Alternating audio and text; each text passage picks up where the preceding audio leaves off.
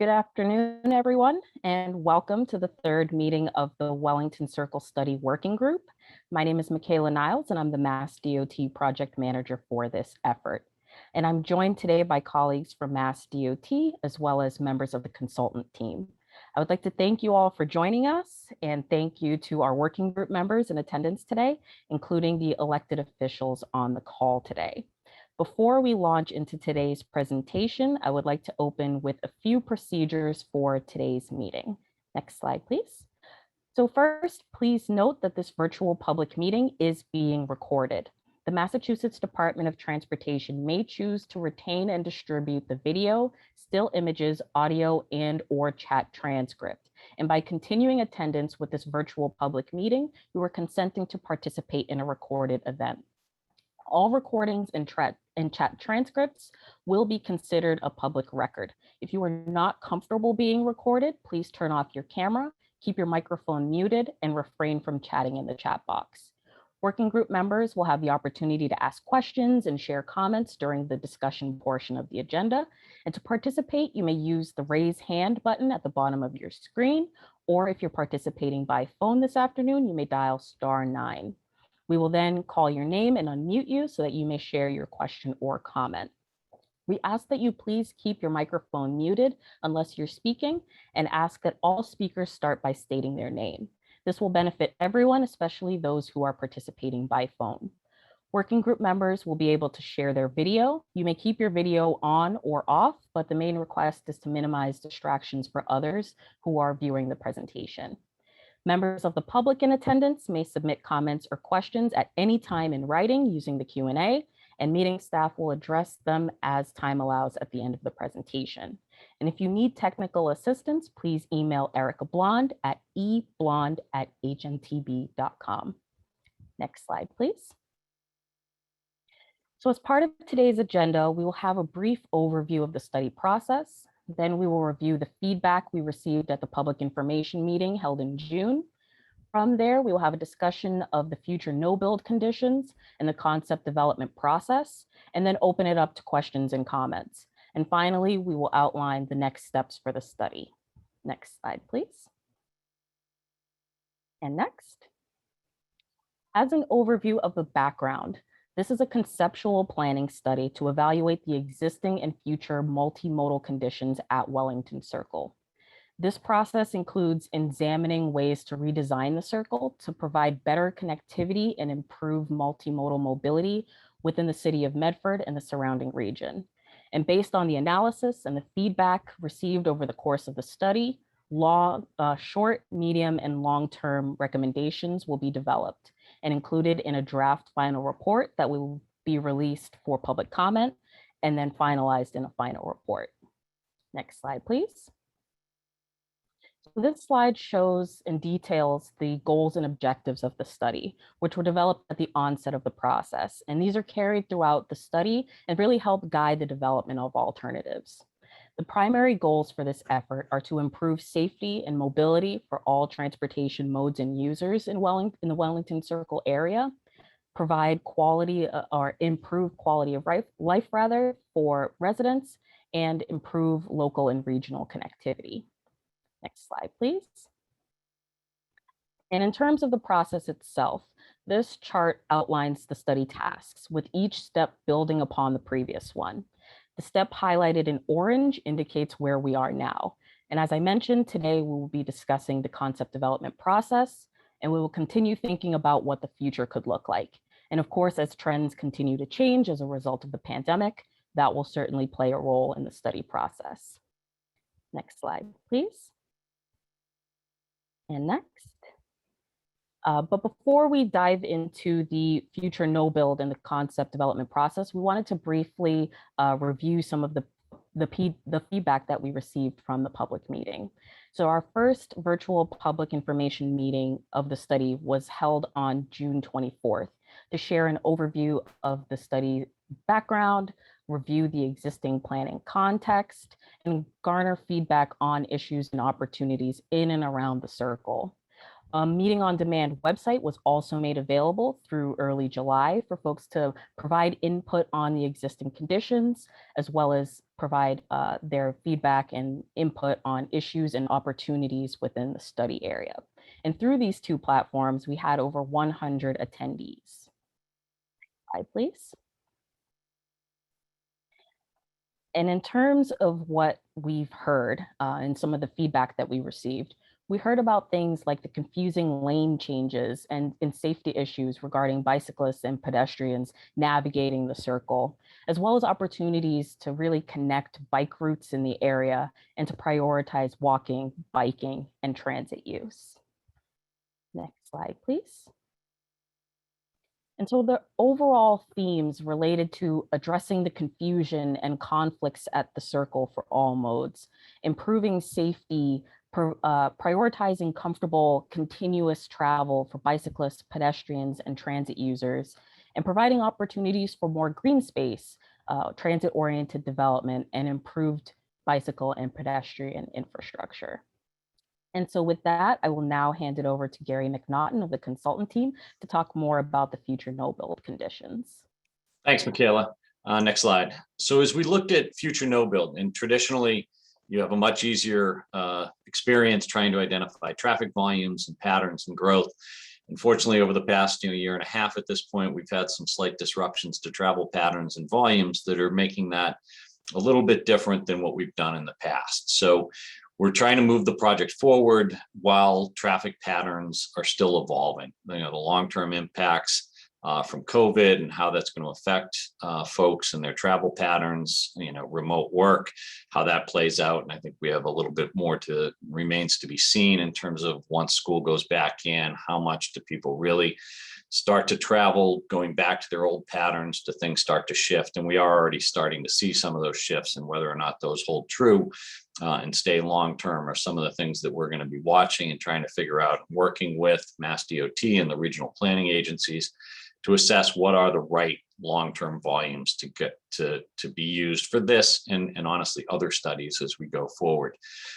So that's something that's happening, that's ongoing, but that's not going to slow us down. There's certainly a lot of ways that we can move this project forward that I'll talk about.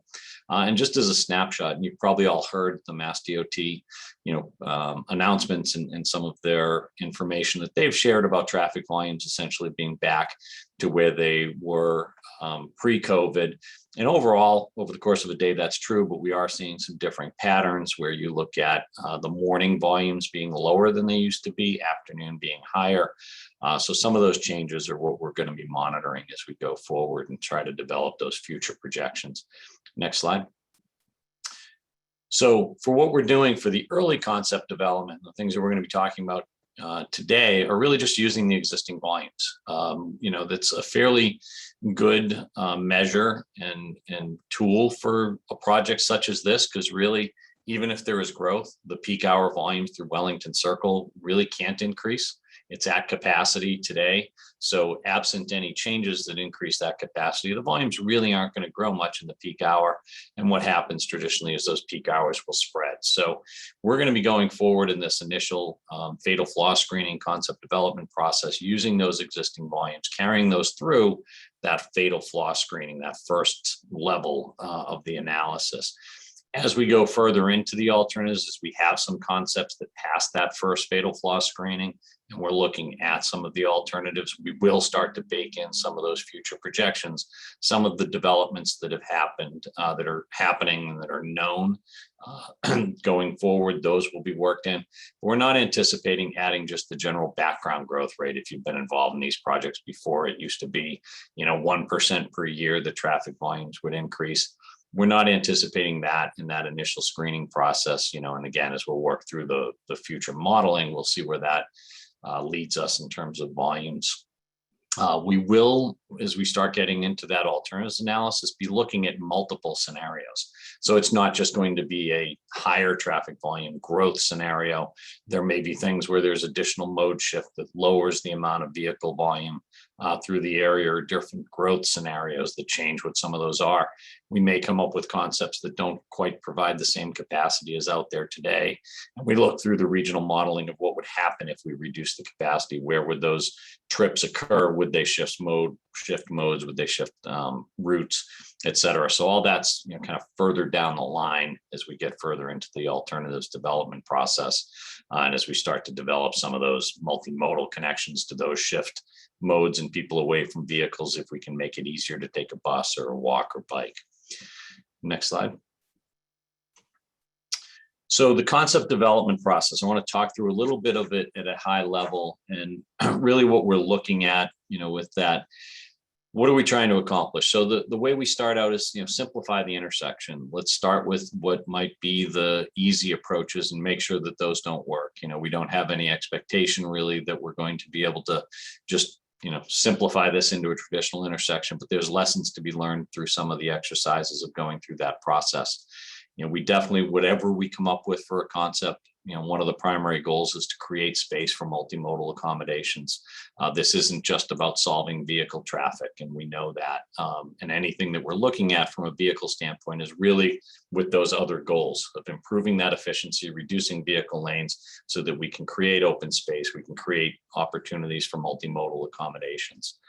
You'll see through the presentation today, start simple. Make sure that rule out the simple solutions, learn what you can from those ideas and bring that into some of your later concepts, and then work into the more complex configurations and some of the more complex ideas.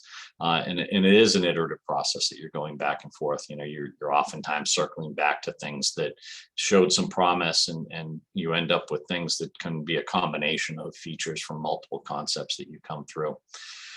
The fatal flaws. So if we come up with some alternatives that this really just doesn't make it better, it needs as many lanes, it's more complex, it's more confusing, or it doesn't give us any improvement in capacity, efficiency, and gives us those opportunities to accommodate other modes better, then they're getting screened out very quickly. And we're trying to do that in these early stages to get rid of those concepts that just aren't going to work, that we know they're not going to work easily, so that we can hopefully get to the more promising and successful alternatives sooner.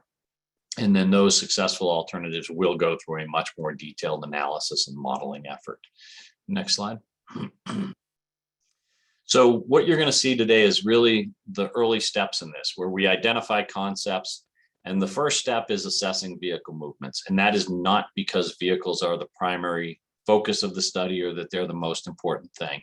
When we do these, it's really that vehicles are the least flexible. I can reroute a pedestrian path a lot more easily and a lot more flexibly than I can travel lanes. I have a much higher design standards for vehicle speeds than I do for pedestrian paths. So we really do start with the vehicles and looking to improve the efficiencies for that mode, with the goal of better accommodating pedestrians, bicycles, and transit. So it's not a prioritization, it's really just the process that works as we go through this. So, bear with us on that. It is not a hierarchy. And as we look at those vehicle movements, if we're not able to make them more efficient, if we're not able to open up some space for other modes, that alternative gets discarded. Even if it's solving things, but it creates just as much infrastructure for vehicles, that probably isn't a concept that's going to go very far. Those that do show some promise, the very next thing that we're looking at is, does this work for peds, bikes, transit? And that is also part of the screening, that fatal flaw screening process. And if the answer is no to those questions, then those also get discarded. And they really have to work for all modes before they get considered to be a feasible concept and go into that further refinement and analysis, and really looking at, does this help meet all of our project goals? Next slide. So what we're looking at for these early concepts is we're focusing on the afternoon peak hour. Those volumes are highest, those movements are the most diverse. If you remember from the prior meeting, the morning volumes, there's not as many left turns. It's a little simpler. So we start focusing on the afternoon. If we can't make it work there, we know it's not going to work at all. If we can make it work there, we're fairly comfortable that it'll work in the AM. We'll bring it back, and in the next round, we'll start looking at AM operations to make sure that anything we develop early for the afternoon will also work. But this kind of simplifies the number of analysis scenarios we have to look at for the early concepts. Some of the considerations, if you remember from the earlier discussions, that westbound left is critical, the northbound right, those two movements, that pair is very heavy combination that we're really trying to work on. The eastbound and westbound through movement, we have that heavy pattern that travels through there, much more so than that northbound through movement doesn't really exist to that same degree. And then the southbound lefts, we are seeing the combination between the two different approaches coming from the north, that those do start to get fairly high, and there's not a lot of alternatives to relocate those or for those movements to happen elsewhere. Next slide. So some of the early concepts, as I said, we start with the basic concept, simplify it. What if we just take this away and make it a simple intersection? Just bring the 5 roads together. You'll see what that looks like, what that talks about, how that would function. No major surprises there. But then we look at some simple things, starting to step back from that. What if we can do something different with Middlesex Ave? Can we pull that out of the main intersection? Can we look at roundabouts to try to make this intersection work a little bit better? And then we'll look at some of the advanced concepts that we'll be talking about. And finally, with grade separation. One thing I want you to keep in mind as you look at the graphics of what we have for these various concepts, don't focus on the number of lanes that we're showing. We've tried to keep relatively simple graphics showing the movements overall. We didn't try to convey how many lanes would be involved in each one. We'll talk to some of those, but the graphics are try to kept simple so that you could understand what was going on the roadway, what movements were being accommodated, how they were being accommodated, and not so much looking at the details of how many lanes there were. So just keep that in mind as you look at some of the concepts. We're going to start with some of the basic concepts. If you go on to the next slide, and to discuss those, I'm going to turn it over to Emil. Hi, thanks, Gary. My name is Emil Gruber. I'm an analyst at McNamara Associates. So I've been doing a lot of kind of the behind the scenes work here. So when we talk about basic concepts, we really mean things that probably all of us have seen pretty regularly, simple configurations and no grade separation or prohibited movements. One thing I do want to throw out is that when we say basic concepts, that doesn't necessarily equate to small or kind of like compact, as we'll see as we move on to the next slide. Which is, as Gary was mentioning, at the core, Wellington Circle is a 5-leg intersection. You have Fellsway, north-south, Route 16 to the east and west, and then you have Middlesex Ave as that 5th leg. So the first thing we looked at was the most basic. Let's just take those together, make a signalized intersection where they meet.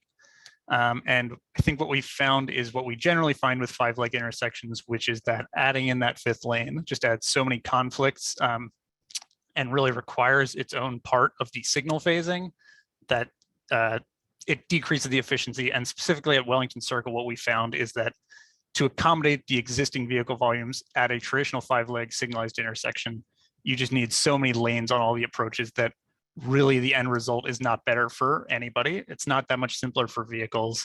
It's not any safer for bikes. And the pedestrian crossings are so big that it's not any more comfortable for pedestrians. So that's really the fatal flaw of the most basic signalized intersection, is just the number of lanes you need.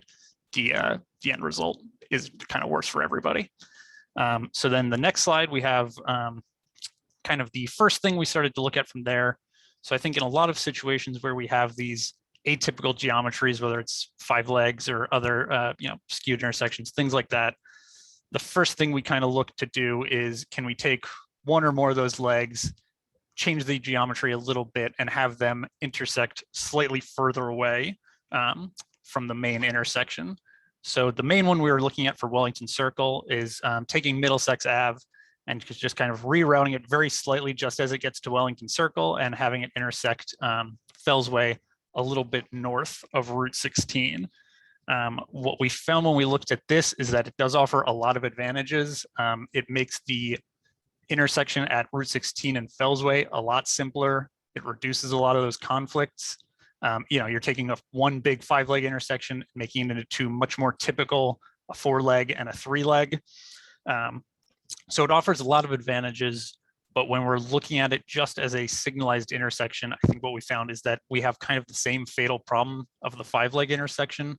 The volumes out there today are just so high that even with that Middlesex Ave approach kind of taken out from the main intersection, the Route 16 at Fellsway part is just, you end up with so many lanes on all the approaches that, again, you're not really helping vehicles that much, and it's making things no better for bikes and peds.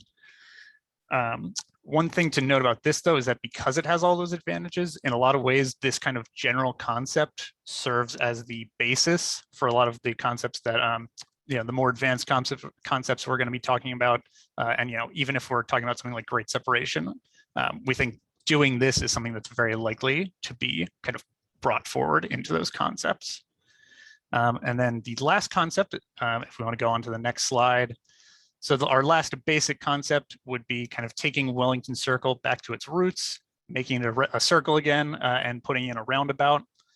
So we took a look at a lot of very slight variations on roundabouts, and what we kind of ultimately found was that with any setup of a multi-lane roundabout, where we end up is just that the existing volumes are just well above the thresholds for what those roundabouts can handle, and you'd kind of end up in the same situation where the basic roundabout can't handle it.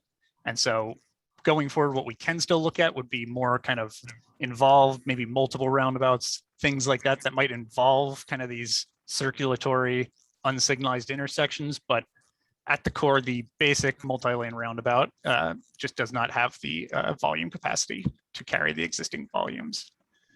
So those are really the most basic concepts we looked at. I think I'm now going to turn it over to Maureen as we go to the next slide to discuss some of what we're calling the advanced concepts. Thank you, Emil. My name is Maureen Schleback. I'm a traffic engineer at McMahon Associates.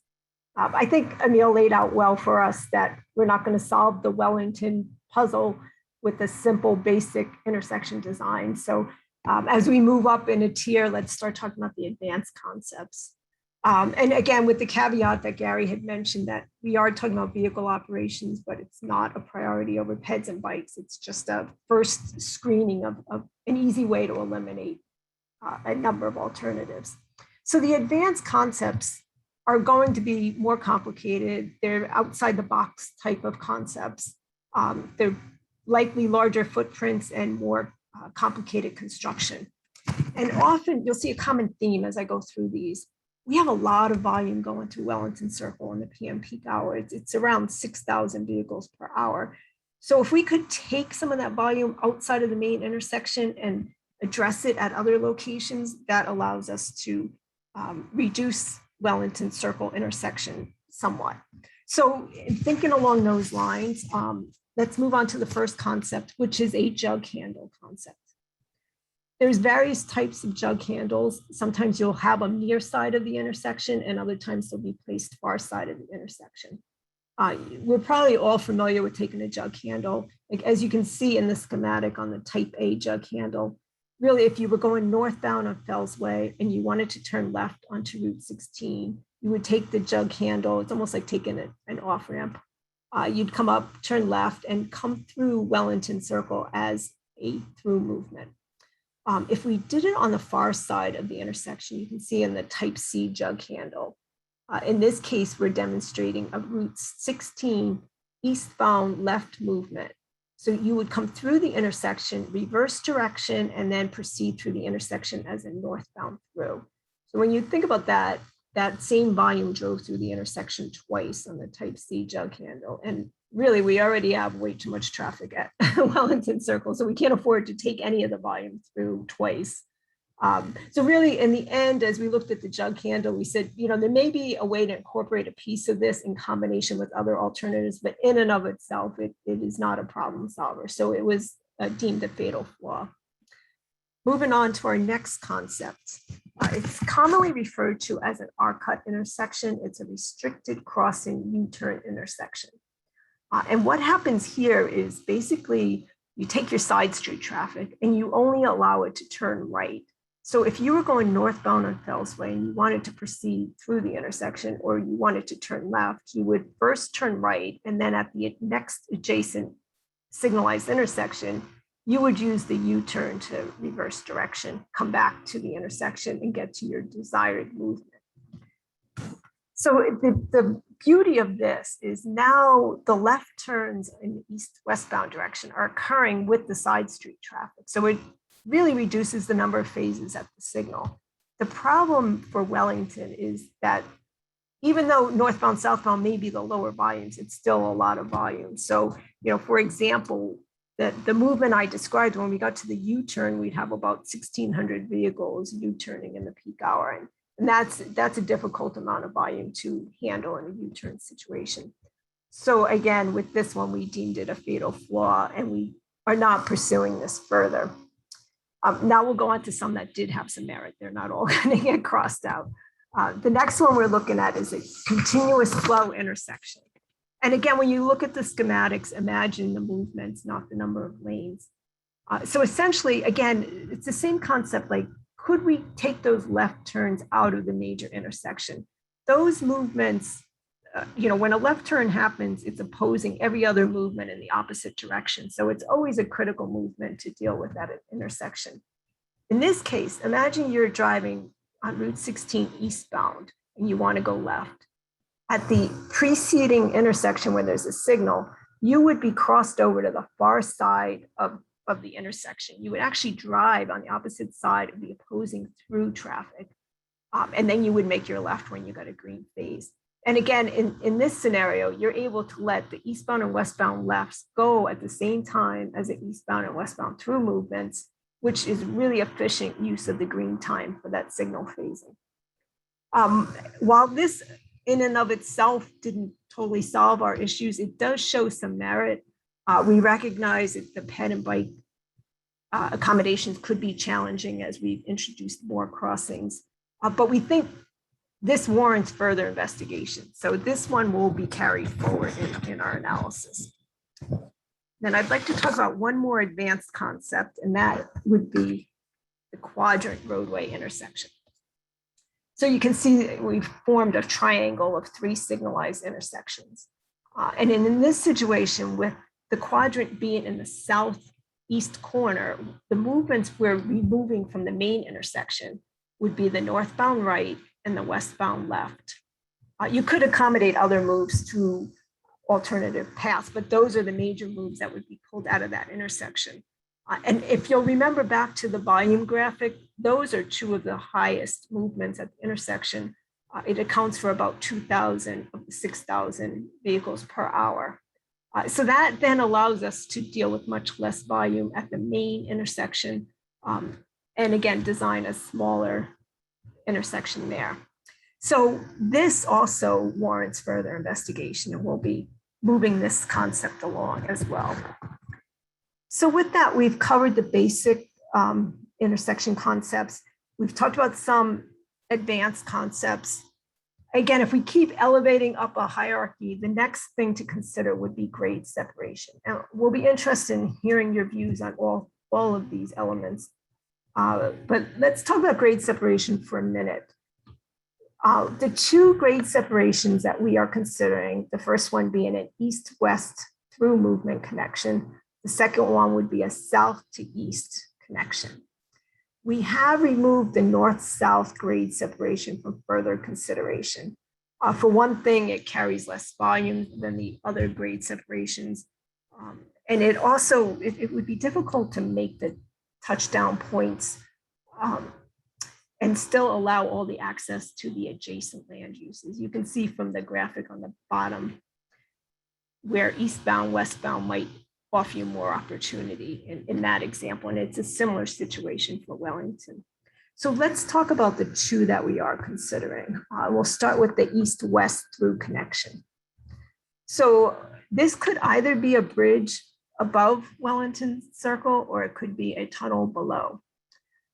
In either case, it could serve as 1 lane in each direction. So we're not talking a really wide bridge, we're talking 1 lane per direction. Still, we should consider we'll have a 2-lane bridge, say above, the intersection itself could still be quite large underneath. But again, taking out that through volume, we've removed over 2,000 vehicles per hour of trips from the main intersection.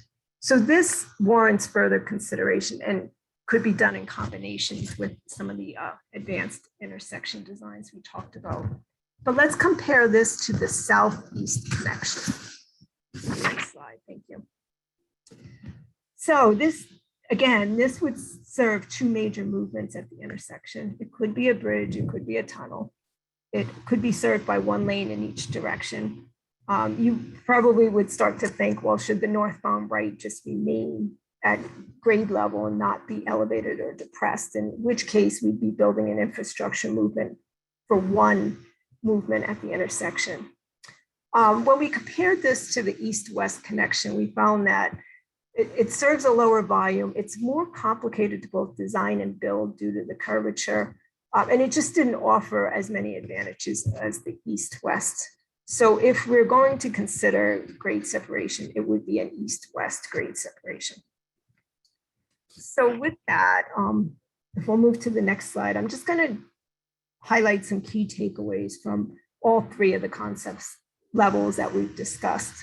I think the main thing to remember in terms of the basic concepts is we do see value in removing Middlesex Avenue from the major intersection and having that intersection with Fellsway occur outside of our intersection. So that is something we'll be moving forward. On the advanced concepts, we did see some merit in what we could achieve with continuous flow or a quadrant roadway intersection. So again, we'll be trying to combine different pieces of different concepts and see what we can come together with. And in terms of the grade separation, the east-west, as I just said on the last slide, really warrants further consideration. So with that, I will turn it back to Gary to lead you into the discussion of these alternatives. All right. So, just a couple of quick points. You can stay on that other slide. We didn't rule out concepts that almost worked. These were fatal flaws. These were concepts that weren't even close. We weren't, screening things because they were at level of service E and we were trying to accomplish level of service D. These were things that really just didn't offer us any benefits that allowed us to free up that real estate for other modes and to provide those benefits. What we were trying to show is, we are looking at a broad range of alternatives and concepts, and we're not done. We certainly have a long way to go. You'll notice, and you can go on to the next slide, we didn't have a complete concept that we can show you that this works. We have a number of, works in process and elements of them that we think show some promise that we think we can pursue further, and some other ideas that we'll share shortly of things that might also, help us a little bit more.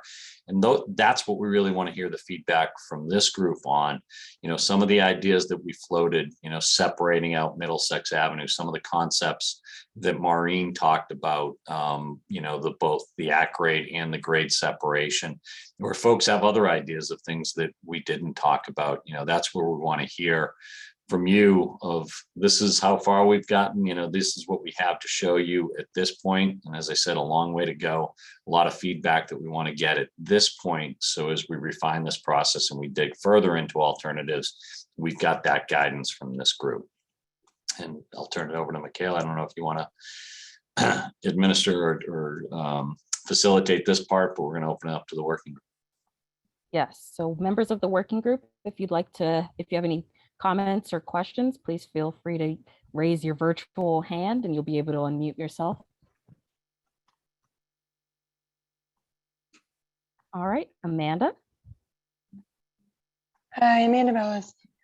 Just joined the working group, but pretty much representative of the Malden Disability Commission. Question for you, when you define, how are you defining pedestrians? You mentioned walkers, buses, bikers, vehicles. You mentioned pedestrians. Are you defining that just as walkers? What about folks that are differently abled and use wheelchairs, etc.? No, sorry for not explaining that clearer, no, we certainly look at everybody, varying ability levels. Certainly, we'll be meeting all the accessibility guidelines. And, when we start to look at crossing times and speeds, we certainly want to make sure that we're covering a wide range and not, making it difficult for folks. So no, by no means are we excluding that, but anybody in terms of how we're evaluating that. Thank you, Amanda. Our next raised hand is Doug.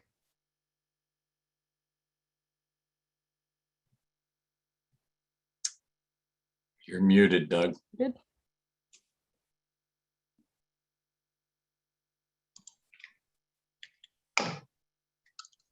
I'm intrigued by the idea that the Middlesex Ave could be pushed back and not engage as part of this intersection. I think that would be a really positive thing because it would simplify, as you mentioned in the diagram, so much of turning a 5-way intersection into a very complicated but still 4-way intersection. I was wondering, how far back you could push it. When I look at a map and I see Riverside Avenue, I wonder if it could just be a fire lane and Middlesex Ave could just simply not connect at that point. It would involve a lot of integration with the city of Medford in the planning department and engineering. But, if the further you push it away from the intersection, it would seem like the better it would be for traffic flow and management. Right. And at this point, there's a reason we have this aerial image up for this slide is for just this discussion and for people to start to visualize some of the things we talked about. But you can see without being too impactful on abutting land uses and such, if you swing Middlesex Ave right after it goes by 9th and start to come into where the word Fellsway is on that southbound roadway, you could swing it over in that direction. You could do some different things with the alignment of Fellsway or maybe the main intersection. So you can start to see the northerly limits without being, impactful on abutting properties.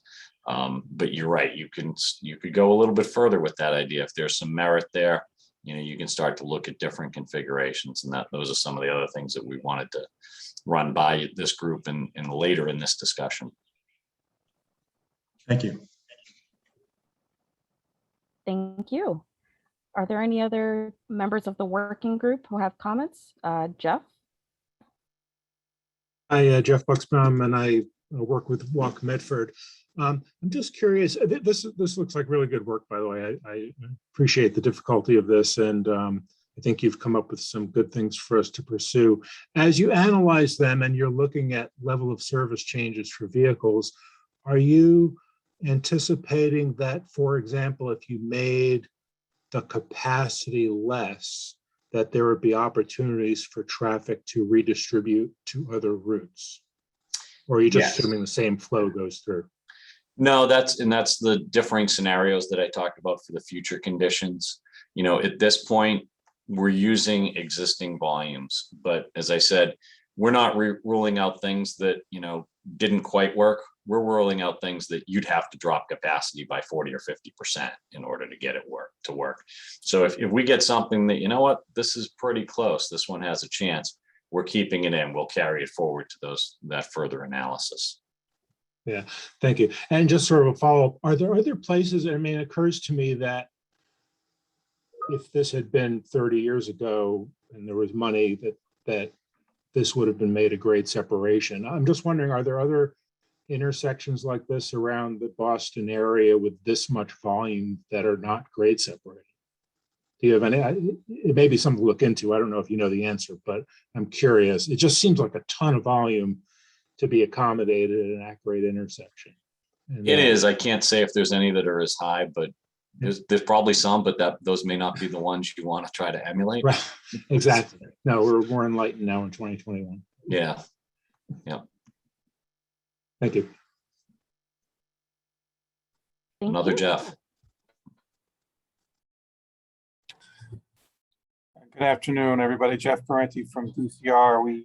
Our responsibility is the Fellsway north of the intersection and McDonald Park on the southwest corner of the intersection. And I appreciate you going through basically everything, including the kitchen sink, and essentially showing your work on how you got here. It's clear that just the sheer volume of the entering volumes that we have to deal with at grade is there's really, from what I saw, there is not a at-grade option that that excites me. I haven't seen anything that's better, and I know I'm probably regretting saying this on record in front of everybody, but I haven't seen anything that's better than the existing condition. And I wonder if we should allow or consider the existing to be analyzed alongside all of the options that we have seen. And are there ways that we can improve the existing to get to reach the goals that we want? As crazy as it is the devil that we know. And we don't really know with all the things that we talked about, whether they will feel any better or accomplish the goals that we set out to achieve. It sounds nuts, but with 5 approaches, there aren't that many options. If we are willing to separate grades which at the volumes that we're talking about, it feels like that may be necessary here. That then puts the diverging diamond on the table.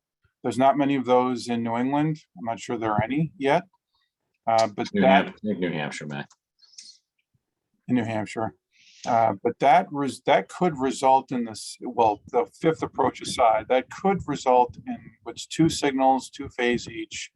That could result in the simplest, but most compact footprint for us here, if we're willing to separate grades, which we may not be. Yeah. But this is certainly going to take some additional discussion, and I think that the options that we have are going to take some time to explain. And we were only talking, like you said, we're only talking about vehicles so far. Once you start loading on bicycles, buses, pedestrians of all abilities, and trying to get buses to the train station, it is going to get even more complicated as we go ahead. So I don't envy you, Gary and team, but this is something this group will have to stay tight and keep with you while we go through these to make sure that we're choosing the right one. Yeah, no, thanks. Those are all very good comments, and we're not done. Like we're not saying that this is the end of our effort and this is all we've got.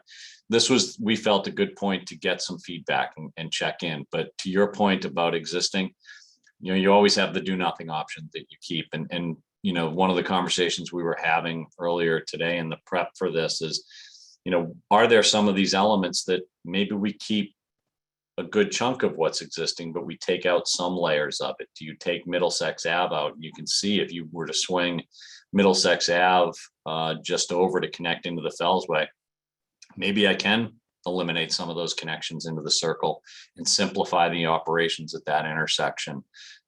Maybe there is some other changes that I can make within the circle that aren't quite as dramatic. Certainly we've heard a lot of feedback about those sweeping right turns that happen and the challenge that they present for pedestrians and bicyclists. Maybe there's modest improvements like that can happen to the circle that improve upon what's out there today. And maybe those end up even as some of the shorter interim term improvements, until we can get to a longer term solution if we come up with something that's more successful but bigger build. Our next raised hand, Brad. Good afternoon, Michaela. Hi, everybody. Thanks for all the team's hard work, and thanks to working group members for being here. My name is Brad Rawson, and I serve the city of Somerville. 2 comments and 1 question, and it may be a sandwich, so bear with me. First comment is for all working group members, please remember that we now have literature to look back on. So the working group meetings we had earlier this year include really, really robust data that we should not lose sight of as we go from meeting to meeting. And we should connect our questions and our recommendations back to analyses and data that have already been prepared. And I'm going to try to challenge myself to do that so I don't ask silly questions. But let me ask a silly question. I'm a little bit concerned that we have incredible opportunities to link up multiple Mass DOT and MBTA studies, which include this Wellington Circle work, MBTA's Silver Line Extension Planning Study, the City of Somerville and Mass DOT's McGrath Boulevard planning work. And I want to make sure, Gary, Maureen, and team, that you have adequate and appropriate inputs and that there's cross-pollination from all these amazing data sources coming together, so we can leave no stone unturned as we try to serve all users of this complex intersection and these incredible neighborhoods. So that's a question is about data.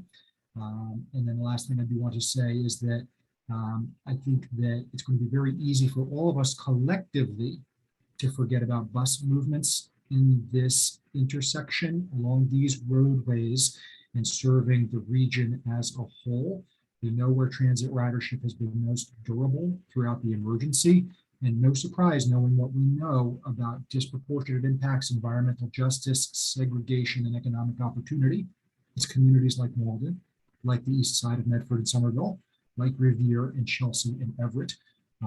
It's really important to serve the regional motoring public. Gary, to your point about mode shift, we must achieve mode shift.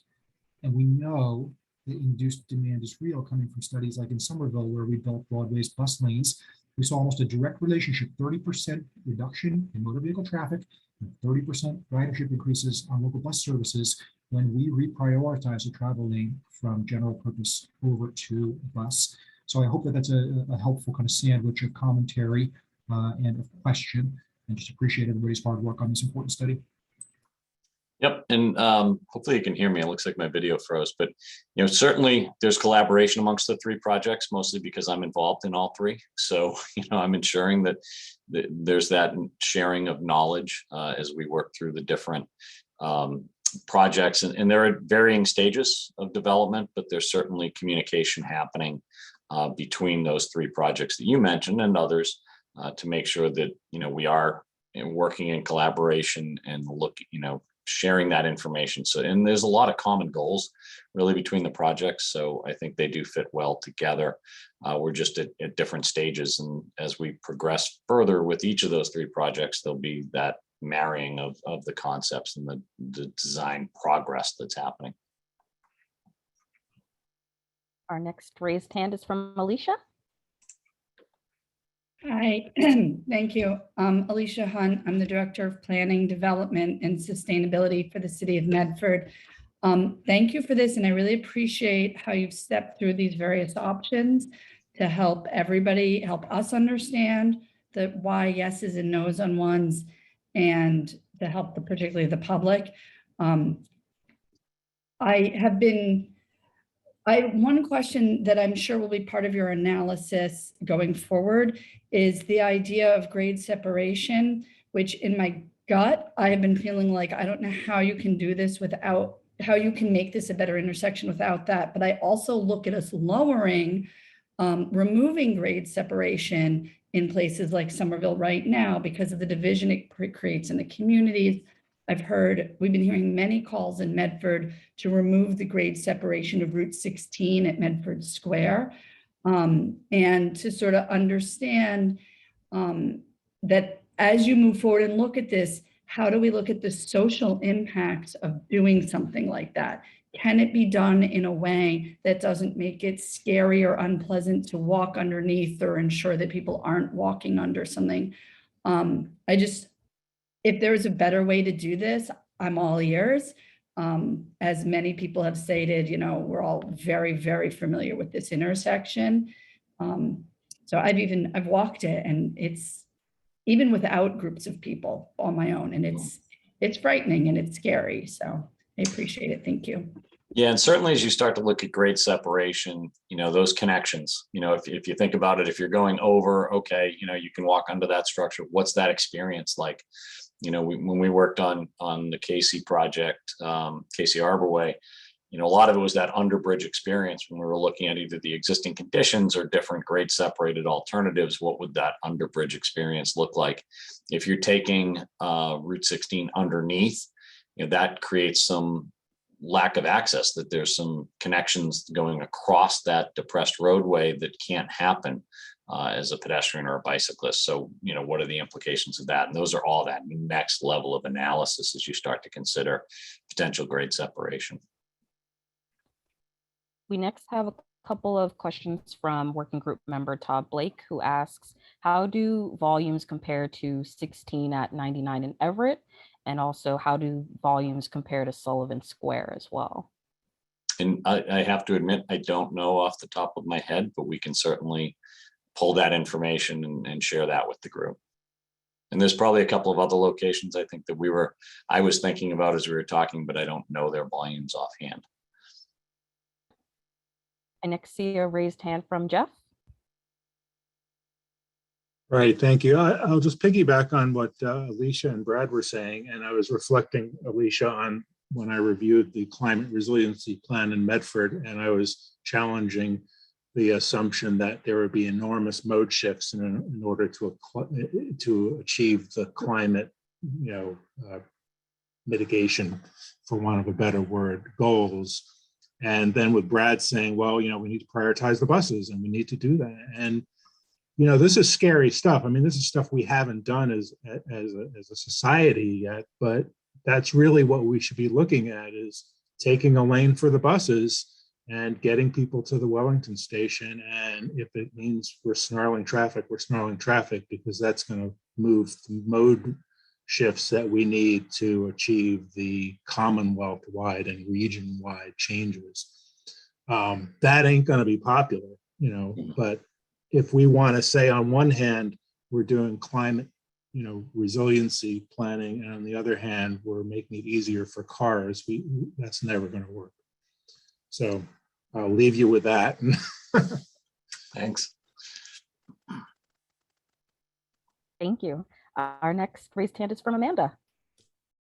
Hi, so I have two additional questions. The first one is, just coinciding with what other folks have brought up. Are there case studies of, not necessarily here in Massachusetts, but cities, towns, and other places that have similar amount of volume as, the Wellington Circle area has, that have changed those intersections to resemble some of the options we're considering? And then, because I'm curious to know, I think somebody raised, well, we try this option, but we don't know if it's going to work. Should we just keep it as is?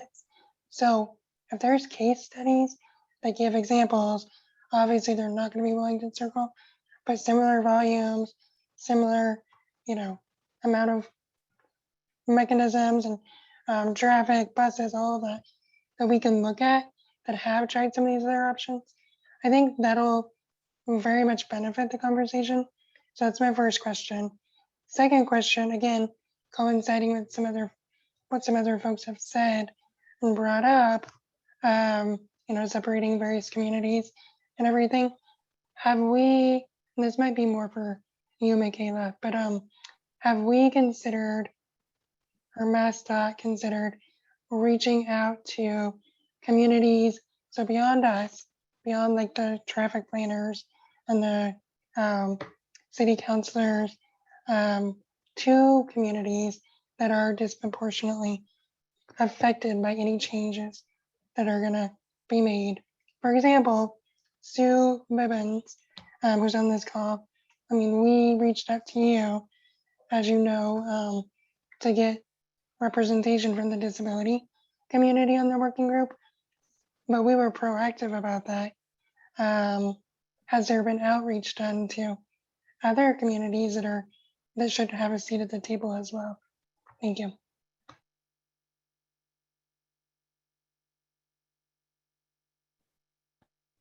So Gary, do you want to take the first part, and then I'll have Erica from our consultant team talk about the outreach, the public outreach? Sure. So as far as examples, yes, we will absolutely, as we start to get to ideas that we think will work, the real world examples are huge in being able to see, help people visualize what can this look like. We also will be doing quite a bit of modeling to show you, visually, as we start to talk about alternatives that show real promise and we think can work, we'll have models that will demonstrate how they're going to work that you can see as well to help you visualize it. But we'll certainly find some real world examples to really give you that feel for what it can look like and how it would function. And hi, Amanda. My name's Erica. I'm part of the consultant team on the public outreach side. So this is actually a comment that we got as part of the last public meeting as well. And so we've been identifying some additional stakeholder groups that serve traditionally underserved communities.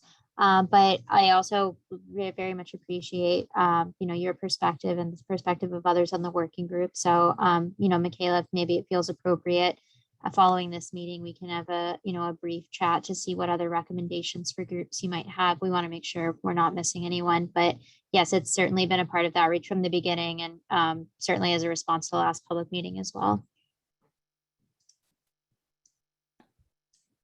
Thank you. Are there any other members of the working group who have comments or questions on the concepts that were shared earlier? We do have a couple in the Q&A. I don't know if we want to take those at this point. I think those are from members of the public who have entered in comments or questions that we will make sure to get to once we open up the discussion. But if there are no additional members of the working group who have comments or questions at this point, I think we can move to the next slide. All right. So the next slide is some other ideas that we wanted to run by you, and things that we've started to look at that we think also may show some further promise and get us to things that are going to work a little bit better. And these are a little more disruptive. They're a little bit more of a change in terms of how you may travel through the area.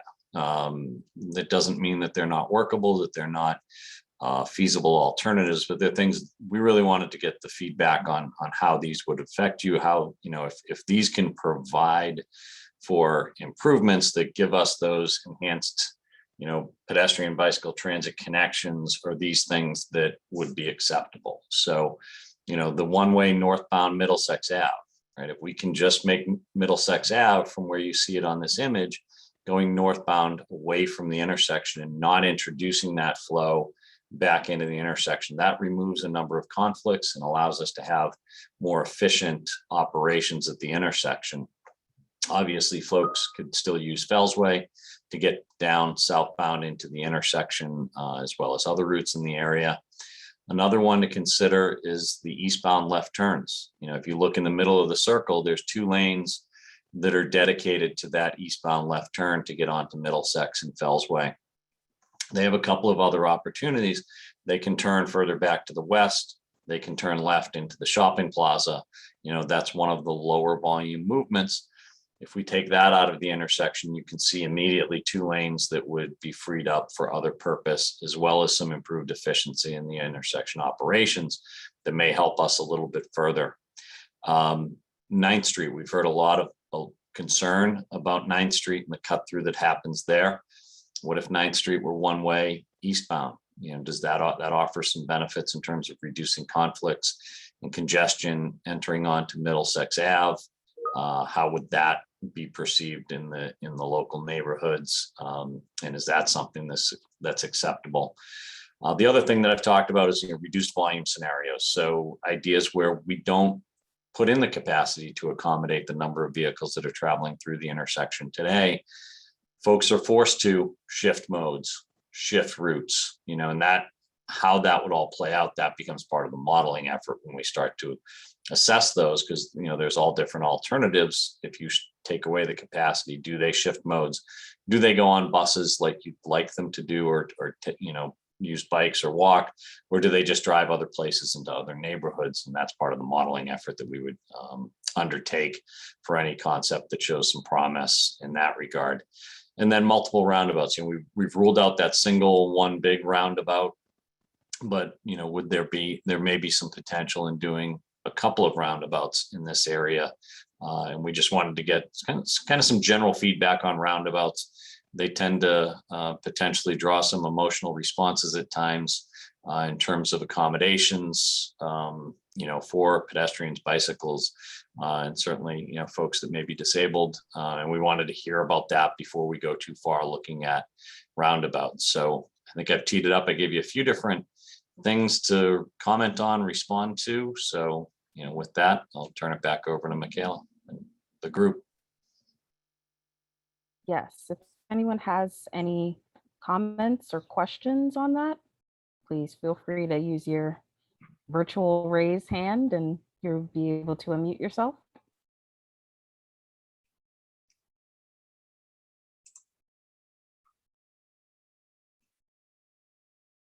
Not seeing any virtual raised hands, but we'll give it a moment or two. I was going to All say, we can start to prompt it with one by one. Brad?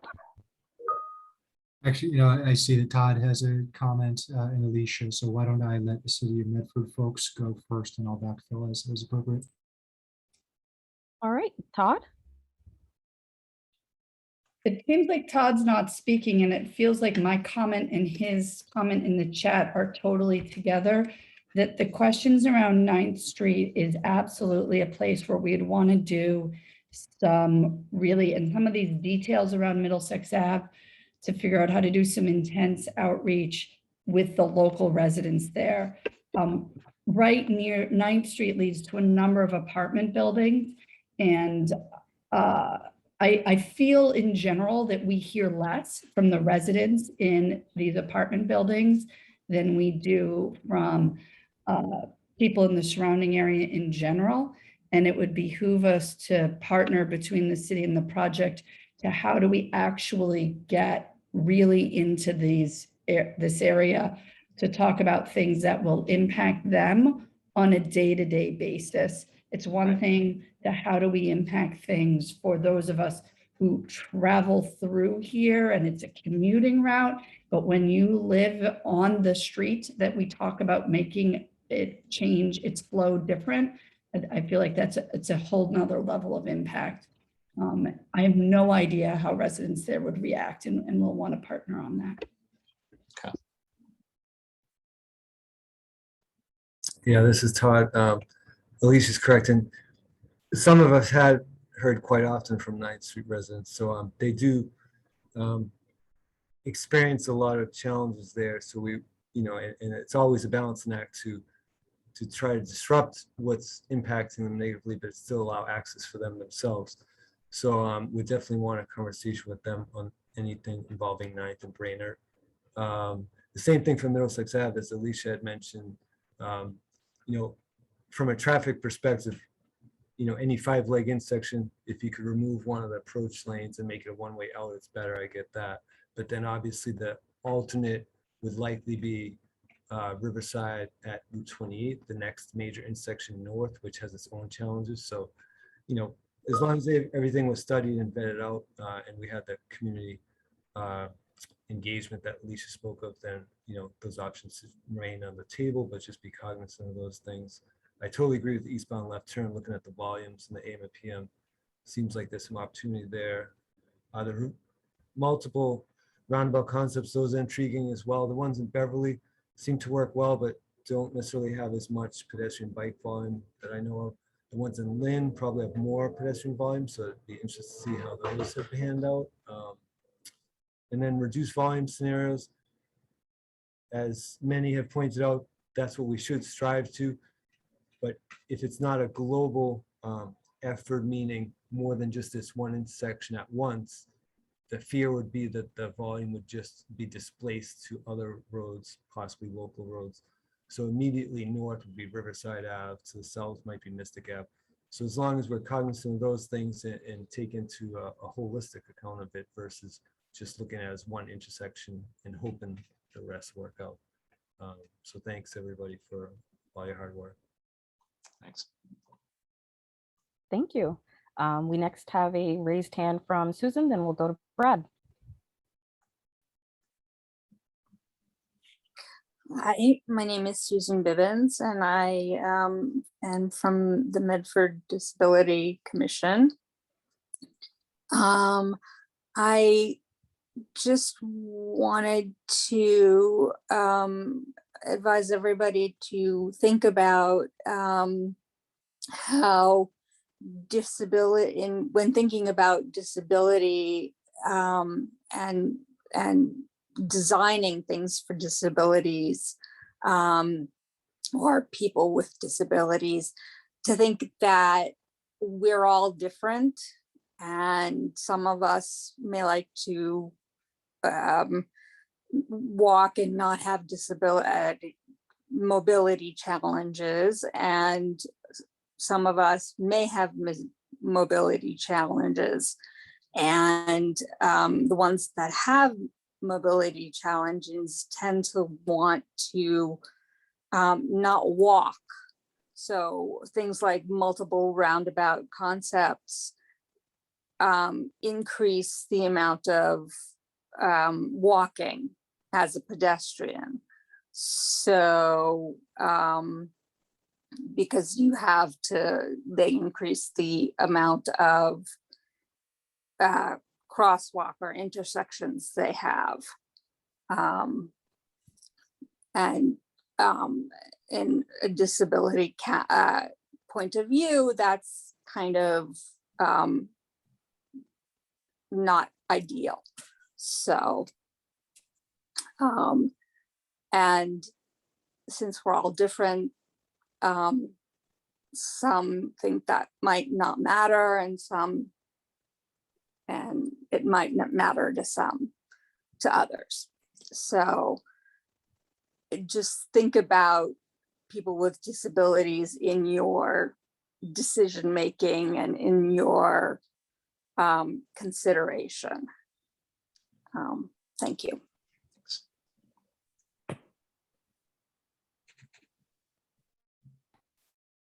Most certainly will do. Thank you, Susan. Brad, you're next. Thanks, Michaela. I was just reviewing slides from last time and noticed what I viewed as an important piece of data about extra travel delay for bus customers. And it seemed that the Route 134 Riverside Avenue approach eastbound, and then a couple of the Everett routes headed westbound across the Malden River Bridge were a couple of the real challenged routes. And so the question I guess I have for the team is, we're right now focusing really specifically on lane assignments and the immediate intersection. But one of the things that's really cool about last time's study materials is that they had that slightly wider lens and geographic locus. Do we think, Michaela, that the recommendations coming out of this study can translate to real action and commitments of on-the-ground change, even if it's a quarter mile away, like that Route 16 bridge headed westbound from Sweetser or Santilli towards Wellington, for example? I think that's going to be important for all of us to keep in mind going forward. Yes, and there are definitely, so this study itself is part of the Section 61 finding for the Encore Casino. And as part of that Section 61 finding, there have been some intermediate improvements as well. So we definitely are making sure that this study is not happening in a vacuum, that, we're making sure that we coordinate with things that have, some of the improvements that have already been made, some of the ongoing studies that are ongoing right now, and making sure that all of those puzzle pieces are fitting together. And I next see a raised hand from Todd.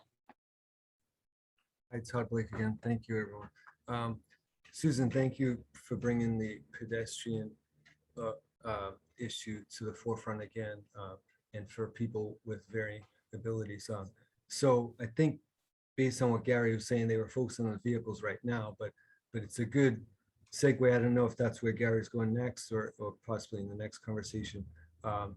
Pedestrian wise, it's my understanding that we're trying to reduce crossing distances or reduce the number of crossings as much as possible, which should help for everyone trying to cross that's not in a vehicle. The interesting thing that we'll get to probably later, we haven't got to now, but any of us in the traffic world experience this pretty consistently. Whether it's a signal, there are some debates, different opinions about if people prefer exclusive versus concurrent crossings. And then that's if it's at grade. And then at previous meetings, we've talked about the possibility of grade separation of the pedestrian movements, which has pros and cons as well. And I'd be interested to hear from people of all abilities what they prefer, because we hear differences of opinions on that as well. So in terms of safety, if you're separated by grade, there's much less chance of you getting hit by a vehicle, and you don't have to rely on the driver obeying the rules. but it may come at a cost of additional height or distance to travel. So is that worth that trade-off? I'd be interested to hear from the community on those two pedestrian items. Yeah, I'd certainly be interested in the feedback. You know, generally the grade separation, it works well when you can work within the existing topography to kind of minimize the impact of that grade separation, or if you have a barrier that's physically impossible to cross. You know, if you're trying to cross I-93, you know, that grade separation works because you have no alternative. You know, my experience is if it's just purely a relatively flat area, which is mostly what we're working with out here, that process of getting up, whether it's through stairs or switchback ramps, et cetera, does increase that length and the effort to cross, and oftentimes results in folks not necessarily using those structures when they should be, and you know, forcing movements at grade. So it's something where you have to really look at the overall operations of it, the overall desirability of it. Will pedestrians use it, or do they still cross at grade, which is kind of the worst of both worlds. You know, you built something to accommodate them safely, but they're doing something at grade where they weren't accommodated, and it becomes a less safe scenario. So, you know, certainly something we're willing to, you know, I'd be interested in hearing more about, but I know, you know, generally I prefer the grade separated pedestrian movements to have that topographic features that make it fit in a little better, or be something that you completely precluded it at grade to keep people from trying to do that in an unsafe condition. We did get a comment in the public comment section from a resident on 9th Street. So, you know, certainly talking about the access only being at Brainerd directly onto Revere Beach, that I will quote, that would be a nightmare.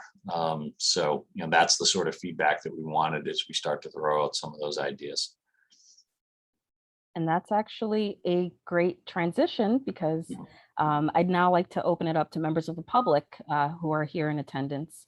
If you would like to submit a comment or question in writing, please feel free to use the Q&A, or if you'd like to share a question or comment verbally, please use the raise hand button, or if you're joining us by phone, please dial *9. And I'd like to remind everyone, this is certainly not the only opportunity to comment. You can also share any comments or questions you have throughout the study process using the comment form located on the website. So I think, Erica, we have some comments and questions in the Q&A. We do. Thanks, Michaela. So the first question is from Joan Sear, and the question is, are bicycle lights being considered in any of the concepts? Cambridge has several intersections where the green light for bikes allows for safe passage of bicycles. And Maureen, I think you already answered this maybe in the chat, but would you want to answer it live as well? Sure. As we move on into the next level of concept development, we will be integrating the ped and bike amenities, and we will certainly look at all the tools in the toolbox, including bike signals. That will be something we'll investigate. Great. Thank you for the question and the answer. So the next question that we have is from Betty Lowe, and this is, I think this one's more of a comment than we have a question. So the comment is, thank you for this meeting. I was at the June meeting and suggested the quadrant roadway intersection, which I learned about through an organization called Strong Towns. I'm very pleased to see that it passed your engineer's tests. I have driven through this intersection in each and every direction and would be excited to see so much traffic pulled off of the center of the circle. So, thank you, Betty. I'm sure the project team appreciates that. Okay, so then the next question, this is also from Betty. So this question says, speaking of cross-pollination of data from different studies, I know the MBTA is also in the middle of its Better Bus project and its bus network redesign. I was at their last meeting as well and heard from a number of their experts on their different areas in improving bus service. I'm wondering if Jeff from Walk Medford is aware of this effort, as he mentioned discouraging driving in favor of bus service. It would be helpful to connect with them if it's not already happening. Michaela, would you like to answer that? Yes, so thank you for that question, Betty. Much appreciated. We are coordinating with the bus network redesign team. Like we mentioned earlier, there are quite a few efforts that are simultaneously happening. So we are making sure that we are talking with their team to make sure that we can include in our future alternatives bus infrastructure options and opportunities. So thank you for that comment. Great, thanks for the question and answer. So the next one is from Joan Sear, and and I apologize if I'm getting that last name wrong. So the question comment is, I like the idea of bicycle pedestrian being grade separated above the vehicular traffic, a nice view too, but would have to be accessible by differently abled people. So Gary or Maureen, would you like to speak to that? Yeah, I can, and they absolutely would be accessible. That can be one of the challenges with them, because the only way for them to be accessible is typically with ramps, that in order to accomplish that grade separation and get up to that elevation, meeting appropriate slope limits and providing, level landing areas along the way, those ramps end up getting to be quite long at times. So that's one of the impediments to doing the grade separation if you don't have the topography working in your favor. So, certainly something we'll look at and consider, but that's also a challenge for the use of them in terms of making them accessible and the design that's necessary for them to be accessible. Great, thank you for the question. So I don't see any other questions from the public at this time. Looks like there's another question, maybe from a comment from Todd from the working group. So Todd, you can go ahead and unmute. All right, thanks a lot.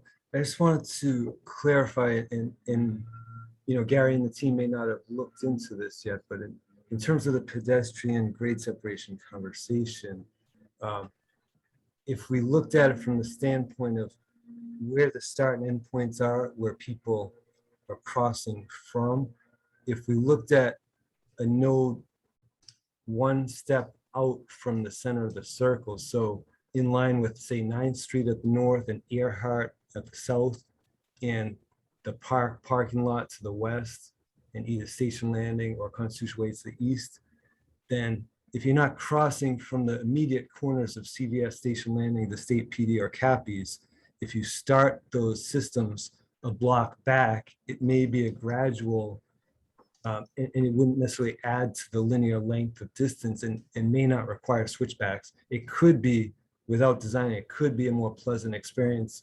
And if the origin destination is back there anyways, besides for someone going directly from, say, State PD to Cappies, for everyone else that's coming from further distance away, besides the 4 quadrants, it may not be any extra distance possibly. And you could basically have a 4-way bike ped intersection over the intersection.